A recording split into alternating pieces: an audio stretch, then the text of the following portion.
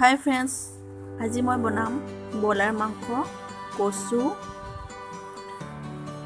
লগত বিলাহী, আদা নহৰু পেষ্ট, ডাঙৰ শুকান জলকীয়া শুকান আৰু নৰসিংহ পাত দি বনাম।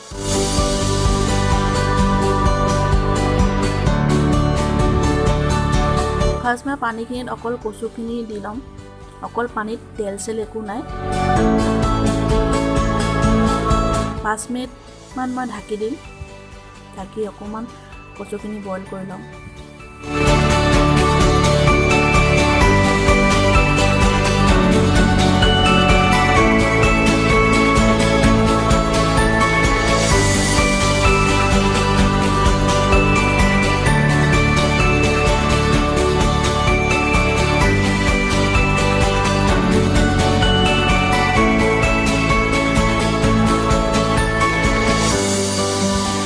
এতিয়া মই ইয়াতে ব্ৰইলাৰ মাংসখিনি ঢালি দিম।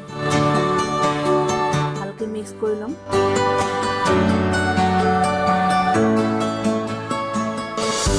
এতিয়া আকৌ ঢাকি দিম।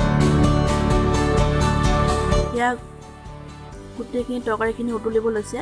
এতিয়া মই বিলাহী, আদা নহৰু পেষ্ট আৰু ডাঙৰ শুকান জলকীয়াখিনি মই ইয়াত ঢালি দিম। এয়া এইখিনি গোটেইখিনি এতিয়া মই ইয়াতে ঢালি দিছোঁ।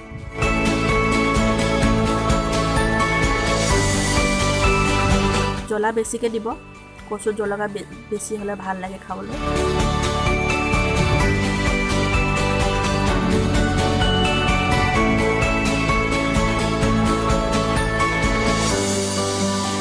আৰু অকণমান নিমখ দি দিছোঁ।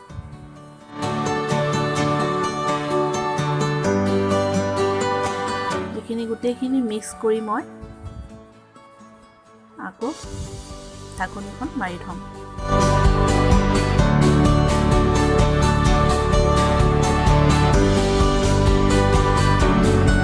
এয়া গোটেইখিনি মিক্স হোৱাৰ পাছত মই অকণমান দালি ঢালি দিছোঁ। দালিখিনি আগতো দিব পাৰে, কিন্তু মই পাছত দিছোঁ। পাছত দি ভাল লাগে দালিখিনি। পাছত দিলে টেষ্টটো অলপ বেছি ভাল হয়, বেলেগ এটা টেষ্ট আহে। দালিখিনি মই দিছোঁ কাৰণ তৰকাৰীখিনি অকণমান থুপথুপীয়া হ'বলৈ। দালিখিনি দি মই আকৌ ঢাকি দিম।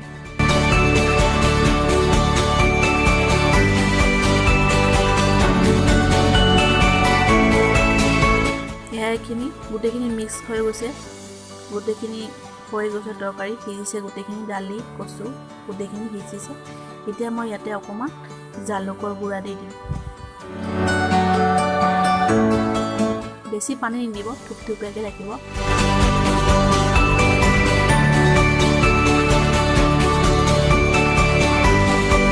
আৰু কেইটামান মই নৰসিংহ পাত ছটিয়াই দিছোঁ।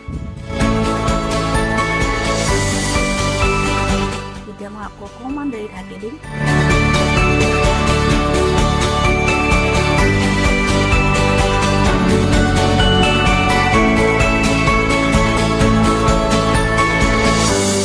এয়া মোৰ কচু তৰকাৰী ৰেডি হৈ গ'ল।